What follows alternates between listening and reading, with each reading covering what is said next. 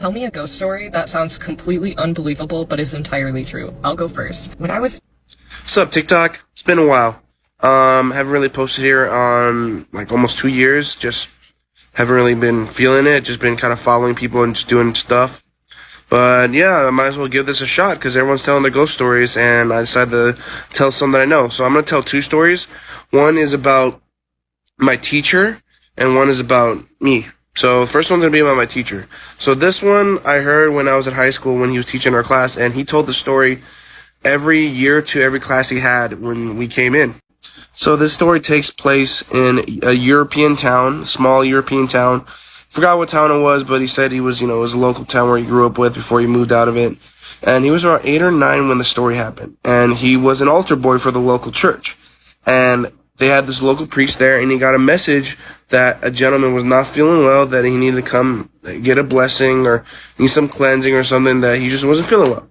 So he gets asked to come help with the priest, and it's his first time ever like doing this assignment with the priest. So the priest like, I need your help. I need you to carry like the Bible and some holy water, all the stuff. And he's like, all right. So he goes to the house. It's about a couple blocks away from the church.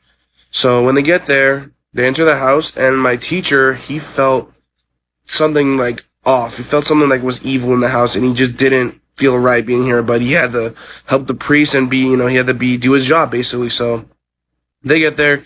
They find the gentleman, and the gentleman does not look great. He's pale, he's, skinny, he looks weak, has scabs, didn't look right. And he was there with his wife and his brother. So they get there, and the priest tells, my teacher, hey, give me the Bible, and start reading some scriptures. And he's like, okay. So they started reading scriptures, name, Father, Son, Holy Spirit, and he starts reading them in Latin, because that's what it was written in. And when you started reading it, the guy that was there started kind of like getting irritated and started like kind of grunging and like not liking what he was saying. So my teacher's like, what's going on? Why is he getting mad? Like, I don't know what's going on. So he starts saying it, and then the priest brings out a cross and starts saying, Our Father, starts saying, prayers to the guy while he's holding the cross. And the guy starts getting all irritated, and he falls off the couch, and he starts getting all pissed, starts screaming bloody murder. And my teacher's like, what's going on here? So the priest asked, give me the holy water. And he gave him the holy water he was holding, and he started spraying it on the guy. And he said when it hit the guy let out this very deep, very, just gut-wrenching scream. And after the scream, he started speaking Latin backwards and in a very deep voice. And he started, like saying it. And my teacher's frozen in fear, like, what's going on? And he doesn't know what's happening. So he kind of gets super afraid. So he kind of starts looking away, but everything's starting to happen. And then the priest starts yelling out, hold him down, hold him down. And the wife and the brother of the man are trying to hold this guy down, and they're putting everything they can to hold him down to make sure he doesn't like move around. And when my teacher looks back, he sees that they're putting a lot of force to try to put him down. But then when he looks below, he sees that the guy was levitated off the floor by like 2 feet. Looked, no, nothing in there. He was straight up levitating like this, just straight up off the floor. And when he saw that, he ran out the house and ran towards the church. He just said, screw this. And he ran. And he always tells us the story every time. Like I said, every year he tells the story to all the classes. And when he told us the story, we saw the actual fear from his eyes, because he was one of those guys that you just don't want to mess with, but he was very kind with you. He loved to be with you, but he was like serious. He wanted you to succeed. And that was the first time I've ever seen him be fearful. And he was like tearing up. He was like shaking. Like he hated telling the story, but he always told it every year because people would always ask about it. So that's one story that I was told, and I tell it to a lot of people. And for those people who do not know, that was pretty much something called an exorcism. Now, what an exorcism is when priests go and try to get or cleanse a person that has some sort of entity or some sort of demon in it. And that's pretty much what it was from what he told us. So he pretty much experienced a legit exorcism in front of his eyes, and he didn't he said that like the stuff you see like on, the movies and stuff, it's not close to it, but it's very similar. But if you see it like in person, you'll fear for your life, because you think it's something from a movie. Now, there's that story from him, and I'm gonna tell you my story. Now, my story takes place in New Orleans, Louisiana. Now, I gotta give you guys a fair warning. That place is extremely haunted. The whole city is. Wherever you go, it's gonna be some sort of haunting. Now, I'm trying to make this story quick because I took a lot of time with the first one. But basically, me, my family, and my cousin's family all went there for her 21st birthday. We wanted to celebrate it, and that's where she wanted to go. So we went there, and we stayed off a hotel near Bourbon Street, and pretty much, I gotta tell you guys, like, it's very creepy at night over there. Like, on Bourbon Street, fun. People, are doing crazy stuff, drinking. But if you take a left or a right down a side street, it is pitch black silence. It is straight creepy. So I would recommend not doing that.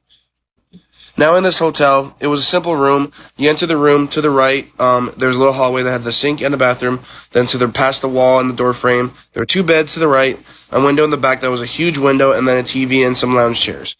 So first night happened. We all get drunk, and we all decide, hey, we're gonna go back to the hotel and freshen up. And when we said that, one of my cousins actually earlier, he went back to the room to go to sleep because he was just tired and just, didn't really feel like doing the stuff. That's just how he is. And he was in my room. We were sharing the room. So I go and I expect him to be sleeping, just kind of, just not really there, just being asleep.